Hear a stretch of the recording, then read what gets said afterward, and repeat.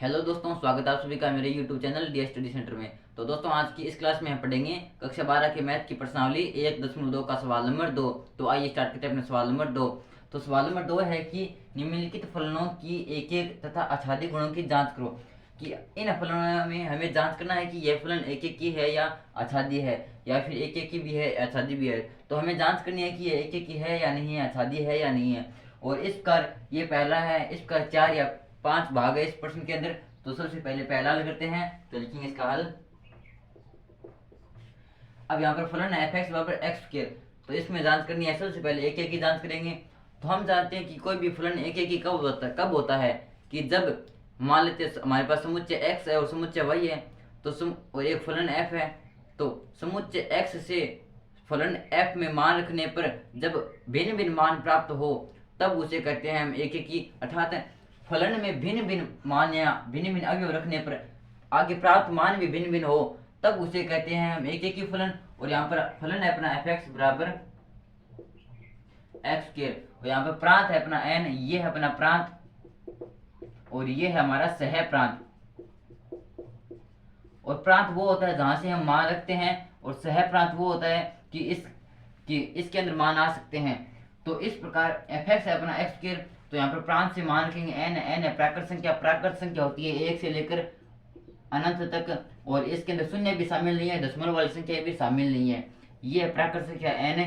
तो n से मान रखने हैं, और एक एक के लिए शर्त होती है कि भिन्न भिन्न अवयव रखने पर भिन्न भिन्न मान प्राप्त होने चाहिए। और यहाँ पर हम देखते हैं कि जब फलन में 1 रखते हैं तो आता है 1, जब फलन में 2 रखते हैं तो आता है 4, यानी 2 की स्क्वायर यानी 4। और मान कहाँ से रख रहे हैं? हमारे प्रांत से। और जब 3 रख रहे हैं तो यहाँ पर आ रहा है अपना 3 का स्क्वायर यानी 9। तो इस प्रकार हम देख रहे हैं कि जब भिन्न भिन्न अवयव रख रहे हैं तो मान भी भिन्न भिन्न प्राप्त हो रहे हैं। जब 1 रख रहे हैं तो 1 प्राप्त हो रहा है, 2 रख रहे हैं तो 4 प्राप्त हो रहा है, अर्थात सेम मान प्राप्त नहीं हो रहे हैं। तो अतः हम कह सकते हैं कि यह एक एक की फलन है। क्यों? क्योंकि एक एक की फलन की परिभाषा भी यही कहती है कि भिन्न किसी फलन में प्रांत से भिन्न भिन्न अवयव या भिन्न भिन्न मान रखने पर जब अब मान भिन्न भिन्न प्राप्त हो तो उसे कहते हैं एक एक की फलन। अतः यह एक एक की फलन है। तो यहाँ पर लिखेंगे चूंकि फलन में प्रांत है हमारा n से भिन्न भिन्न अवयव रखने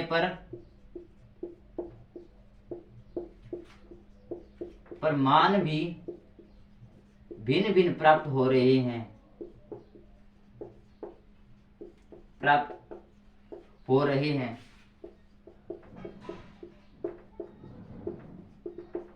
अतः यह एक एक की फलन है।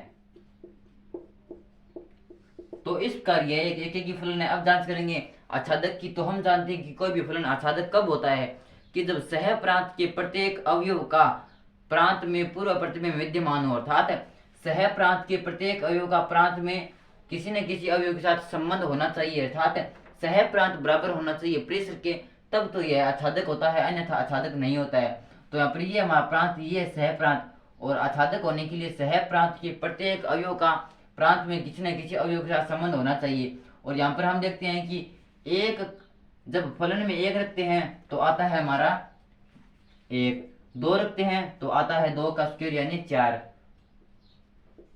4, और 3 रखते हैं तो आता है हमारा 9। तो यहाँ पर आच्छादक सिद्ध होने के लिए हमारा जो सह प्रांत है हमारा n का मतलब है 1 2 3 4 5 इसका अनंत तक। तो सह प्रांत के प्रत्येक अवयव का यहाँ पर प्रांत है हमारा n, प्रांत भी n है, सह प्रांत भी n है। तो ये है 1 2 3 4 5, इसका ये अनंत तक चलता जाएगा। तो ये है प्रांत और ये है सह प्रांत। और आच्छादक सिद्ध होने के लिए सह प्रांत के प्रत्येक अवयव का प्रांत के किसी भी अवयव के साथ संबंध होना चाहिए। और यहाँ पर हम देखते हैं कि यहाँ पर 1 का संबंध तो 1 के साथ है। क्यों? क्योंकि जब फलन में 1 रख रहे हैं तो 1 आ रहा है, और यहाँ पर 2 रख रहे हैं तो 4 आ रहा है, तो इसका 4 का संबंध है 2 के साथ। इसी प्रकार 9 का संबंध है 3 के साथ। लेकिन यहाँ पर हम देख रहे हैं कि 2 का संबंध किसी के साथ भी नहीं है, 3 का भी किसी के साथ नहीं है। इसी प्रकार आगे अक्सर छूटते जाएंगे। तो इस प्रकार हम कह सकते हैं कि सह प्रांत के प्रत्येक अवयव का यहाँ पर प्रांत में किसी भी अवयव के साथ संबंध नहीं है, अर्थात प्रत्येक अवयव के लिए यह बात लागू नहीं हो रही है, केवल कुछ ही अवयवों के लिए बात लागू हो रही है। तो इस कारण हम कह सकते हैं कि सह प्रांत के प्रत्येक अवयव का प्रांत में पूर्व प्रतिबिंब विद्यमान नहीं है, अतः यह एक आसादक फलन नहीं है। तो यहाँ पर लिखेंगे चूंकि ये तो है एक एक के लिए, अब आती है आसादक के लिए, चूंकि सह प्रांत के प्रत्येक अवयव का प्रांत में पूर्व प्रतिबिंब विद्यमान नहीं है।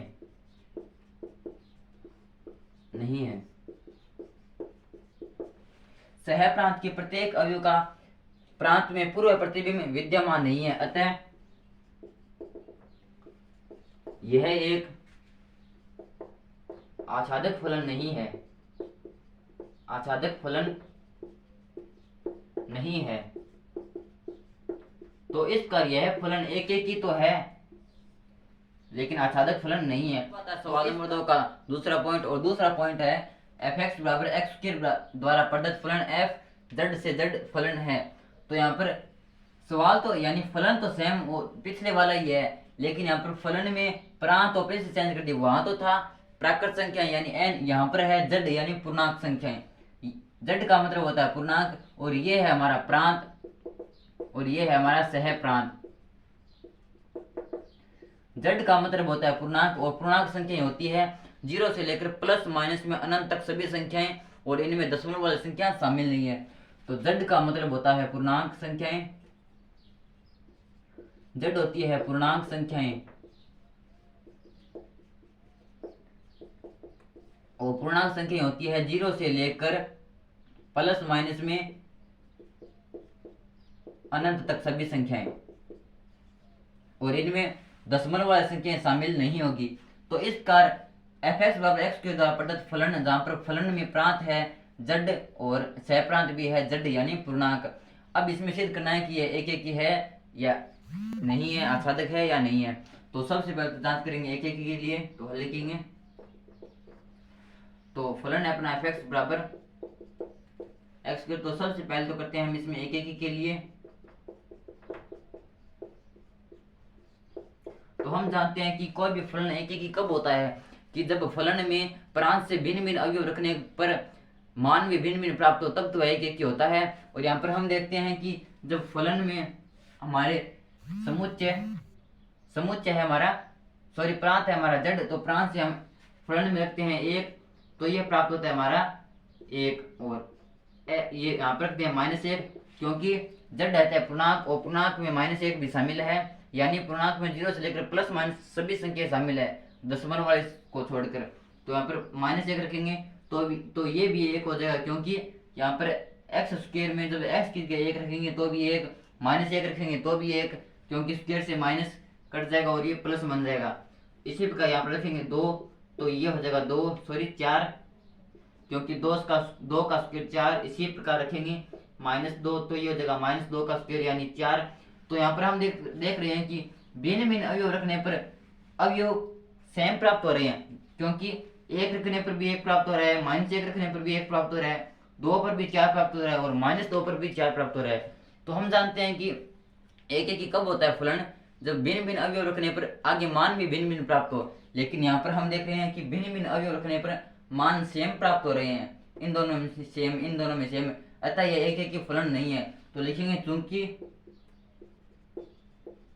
फलन में प्रांत हमारा z से भिन्न भिन्न अवयव रखने पर मान समान प्राप्त हो रहे हैं,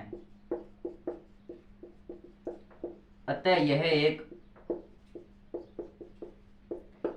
ही फलन नहीं है।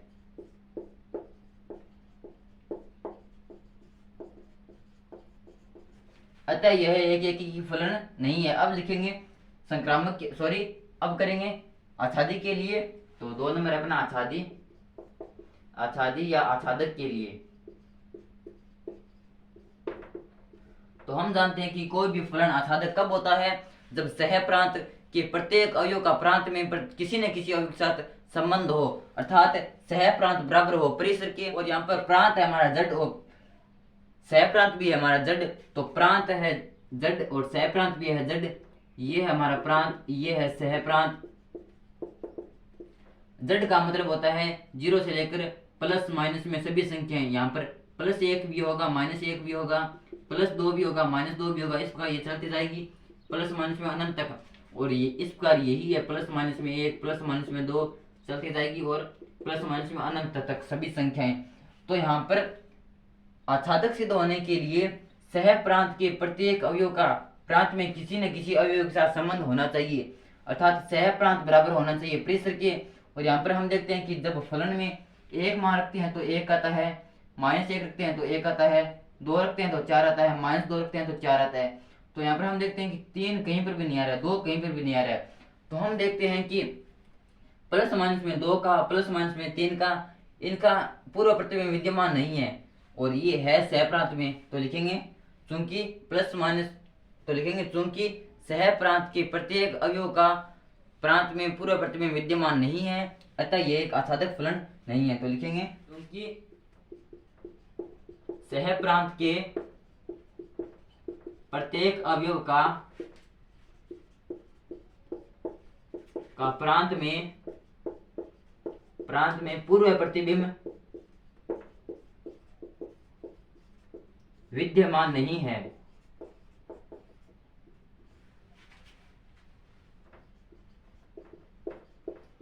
क्योंकि सह प्रांत के प्रत्येक अवयव का प्रांत में पूर्व प्रतिबिंब विद्यमान नहीं है, अतः यह एक आच्छादक फलन नहीं है। अतः यह एक आच्छादक फलन नहीं है। तो इस प्रकार यह न तो एक एक ही है और न ही आच्छादक है, न एक एक ही और न ही आच्छादक। बात है दूसरे प्रश्न का तीसरा पॉइंट, और तीसरा पॉइंट है कि fx बराबर x के, यहाँ पर फलन तो वही है द्वारा प्रदत्त फलन, यहाँ पर प्रांत और सह प्रांत चेंज कर दिया। यहाँ पर प्रांत है r और सह प्रांत है r, और पिछले में था जड़ यानी पूर्णांक, यहाँ पर वास्तविक फलन है। तो fx बराबर x के द्वारा प्रदत्त फलन जहाँ पर प्रांत है r और ये है प्रांत, ये है सह प्रांत, और r का मतलब होता है वास्तविक संख्याएं, और वास्तविक संख्या होती है 0 से प्लस माइनस में अनंत तक सभी संख्याएं, इसमें दशमलव वाली संख्या भी शामिल है, सभी संख्याएं शामिल है। तो इस प्रकार यह फलन हमें जांच करनी है कि एक एक ही है या आच्छादक है या एक एक ही भी नहीं है, आच्छादक भी नहीं है। तो जांच करेंगे। तो सबसे पहले देखते हैं इसका हल। तो फलन है अपना fx बराबर x के, अब करेंगे एक एक ही के लिए जांच। तो हम जानते हैं कि कोई भी फलन एक एक ही कब होता है, कि जब फलन में प्रांत से भिन्न भिन्न मान रखने पर अवयव भी भिन्न भिन्न प्राप्त हो, या फिर भिन्न भिन्न अवयव रखने पर आगे मान भिन्न भिन्न प्राप्त हो, तब वह एक एक ही होता है। और यहाँ पर हम देखते हैं कि जब फलन में 1 रख रहे हैं तो भी अपना मान प्राप्त हो रहा है 1, और फलन में रख रहे हैं -1 तो भी मान प्राप्त है 1। इसी प्रकार जब रख रहे हैं 2 तो भी मान प्राप्त हो रहा है 2 की स्क्वायर यानी 4, और जब फलन में रख रहे हैं x की जगह -2 तो भी प्राप्त हो रहा है -2 की स्क्वायर यानी 4। तो हम देख रहे हैं कि भिन्न भिन्न अवयव रखने पर मान सेम प्राप्त हो रहे हैं, तो अतः ये एक एक ही नहीं है। और ये मान कहाँ से ले रहे हैं, हमारे प्रांत r से। r में सभी संख्याएं शामिल है, प्लस माइनस की दशमलव वाली सभी संख्याएं। तो लिखेंगे क्योंकि फलन में प्रांत से भिन्न भिन्न मान रखने पर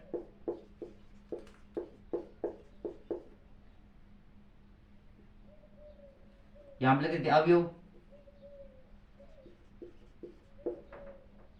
मान भिन्न भिन्न प्राप्त हो रहे हैं।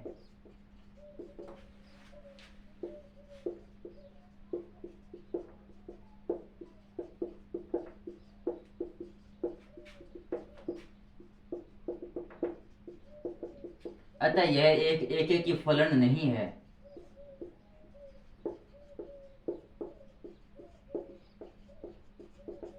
तो इसका यह फलन एक ही नहीं है। अब जांच करेंगे आच्छादक की।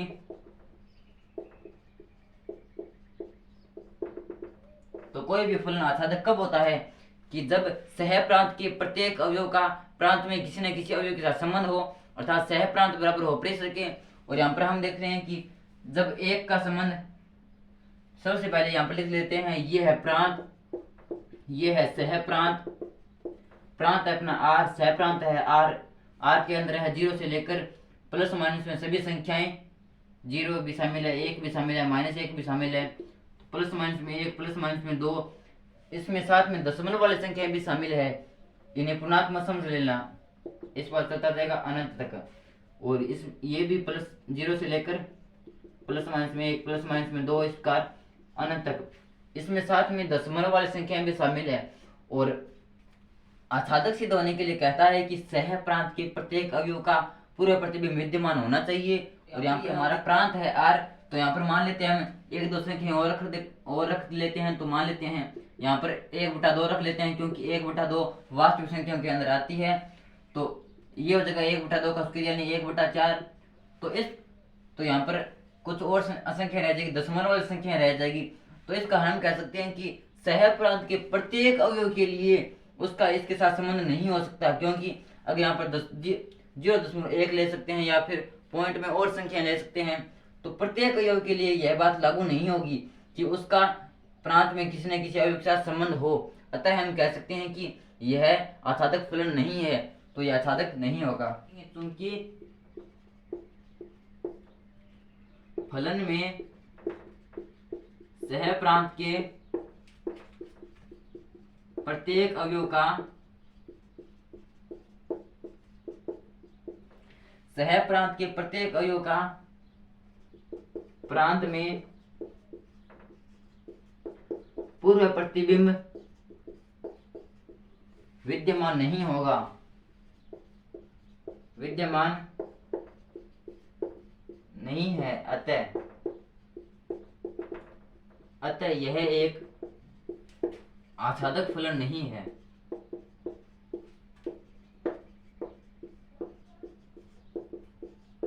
तो इस कर यह फलन एक भी नहीं है, आच्छादक भी नहीं है। अब आता है दूसरे सवाल का चौथा पॉइंट, और चौथा पॉइंट है अपना कि f(x = x³)।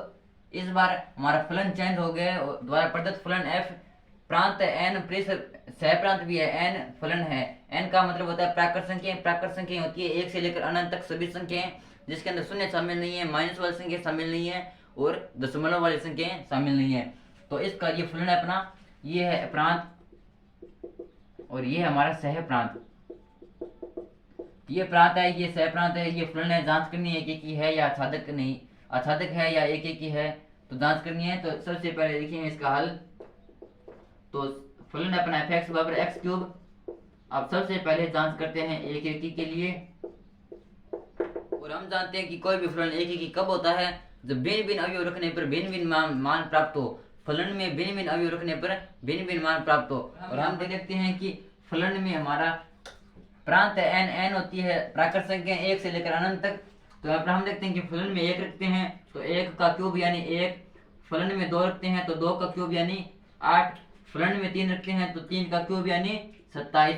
तो इस कारण हम देखते हैं कि जब फलन में भिन्न भिन्न मान रखते हैं तो भिन्न भिन्न मान प्राप्त हो रहे हैं, सेम मान प्राप्त नहीं हो रहे हैं। अतः ये एक ही फलन है। तो लिखेंगे क्योंकि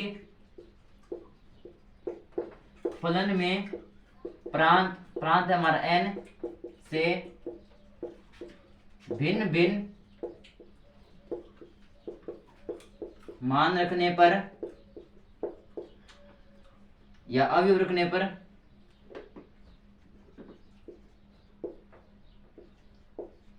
भिन्न भिन्न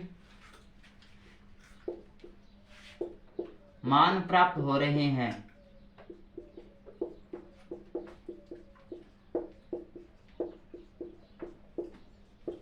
अतः यह एक ही फलन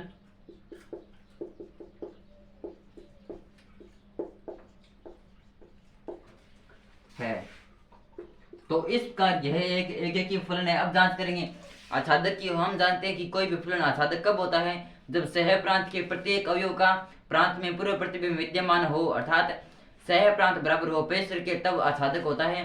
और यहाँ पर हम देखते हैं कि जब एक का संबंध जब फलन में x 1 रखे हैं तो 1 आ रहा है, 2 रखते हैं तो 8 आ रहा है। तो यहाँ पर 2, 3, 4, 5, 6 और 7 इन सभी अवयवों के पूर्व प्रतिबिंब विद्यमान नहीं है।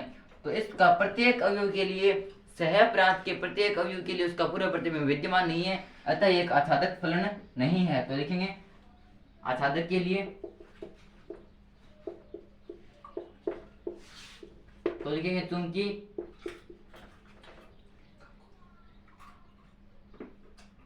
चूंकि फलन में सह प्रांत के प्रत्येक अवयव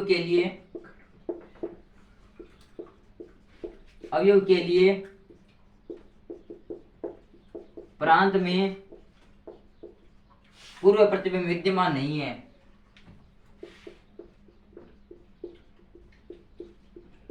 पूर्व प्रतिबिंब विद्यमान नहीं है,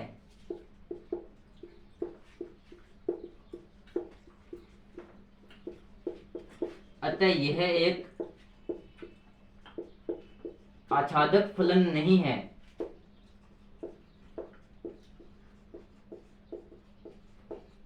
तो इस कर यह फलन एक ही तो है लेकिन आच्छादक नहीं है, एक ही है और आच्छादक नहीं है।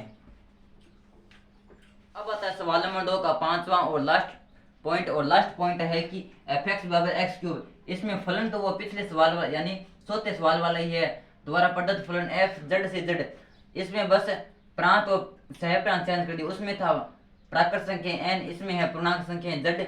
प्राकृत संख्या होती है 1 से लेकर अनंत तक, उसमें 0 शामिल नहीं है और पॉइंट वाले यानी दशमलव वाली संख्या शामिल नहीं है। लेकिन z होती है हमारी पूर्णांक होती है 0 से लेकर प्लस माइनस में सभी अनंत तक सभी संख्याएं। इसमें 0 भी शामिल है और माइनस वाली संख्याएं भी शामिल है, बस इसमें दशमलव वाली संख्याएं शामिल नहीं है। तो द्वारा प्रदत्त फलन इसमें जांच करनी है एक ही है या नहीं है, आच्छादक है या नहीं है। तो लिखेंगे हल। तो फलन है हमारा f(x) बराबर x³। तो अब सबसे पहले जांच करेंगे एक की।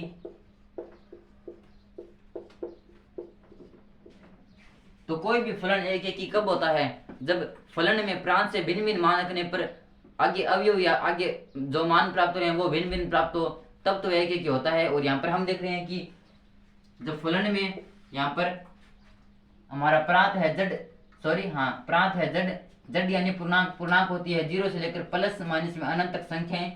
तो इसमें x की जगह रख रहे हैं 1, तो ये हो गया 1 का क्यूब यानी 1। यहाँ पर रख रहे हैं -1 का क्यूब यानी -1। यहाँ पर रख रहे हैं 2 यानी 2 का क्यूब यानी 8। यहाँ पर रख रहे हैं -2 का क्यूब यानी -8। तो यहाँ पर देख रहे हैं कि भिन्न भिन्न अवयव रखने पर मान भिन्न भिन्न प्राप्त हो रहे हैं, अतः यह एक की फलन है। तो लिखेंगे क्योंकि फलन में प्रांत z से भिन्न भिन्न अवयव रखने पर मान भी भिन्न भिन्न प्राप्त हो रहे हैं।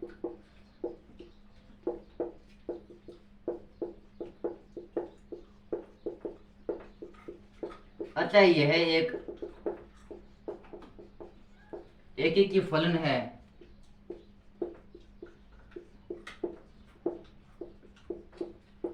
तो इसका यह फलन एक की फलन है। अब जांच करेंगे आच्छादक के लिए। तो 2 नंबर है आच्छादक।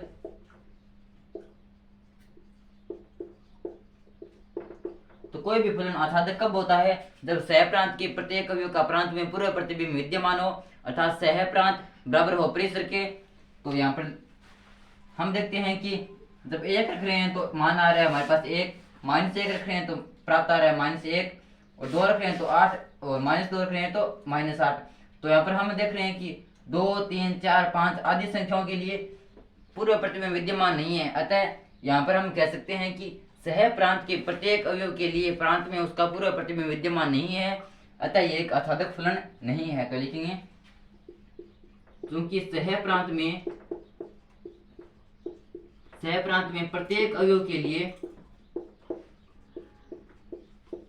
प्रत्येक अवयव का प्रांत में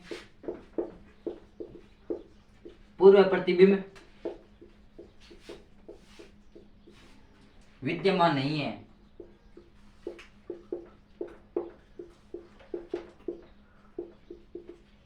अतः यह एक